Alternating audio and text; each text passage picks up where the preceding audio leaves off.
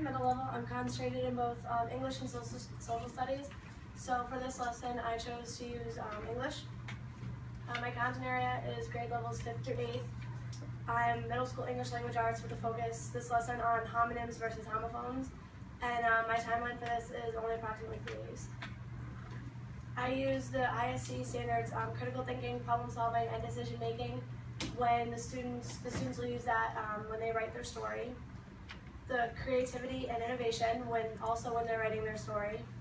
Communication and collaboration when they use their group work. And technology, operations, and concepts used when playing the online game. My overview and my instructional plan.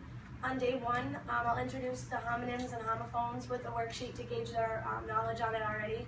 Go over the definition and the difference between the two with examples of each. Using the mobile laptops, I'm going to have them play Guess the Homonym game online.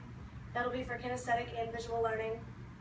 Day 2, we'll break into groups of 3 students, and they'll each pick a piece of paper each group will pick a piece of paper from a hat.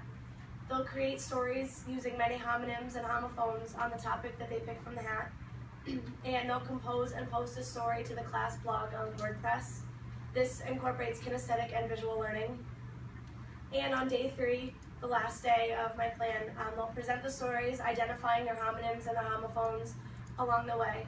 That's auditory learning, and there will be a quiz grade given on the assignment. The essential questions I had, what is the difference between homonyms and homophones? And can each student give examples of each one? In the assessment, students will be able to know and identify the difference between homonyms and homophones. Students will be able to successfully use them in written work and identify them in literature. And the group story will serve as an end-of-lesson assessment to make sure the 2 above SWOBATs have been met. The resources I used the online game, which we'll go to in a second, the mobile laptop cart, the WordPress blog, and the smart board for the story presentations. This super quick, just kidding, it's not gonna open.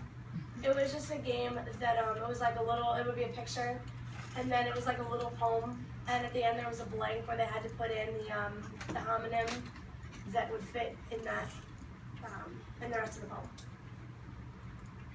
The classroom lesson management, I'm going to manage the classroom through class discussions, through small groups with further class discussion, the computer time for the game, and the oral presentations at the end of the lesson. Reflection and assessment. Students will be assessed by the story when they write and use their oral presentations. They will be assessed on their knowledge of the difference between the 2 homonyms and homophones, and their ability to use them in stories, and their ability to pick them out of stories with their peers and write and identify them in literature. As a teacher, I feel the lesson went according to plan, and students can now successfully identify the difference between homonyms and homophones.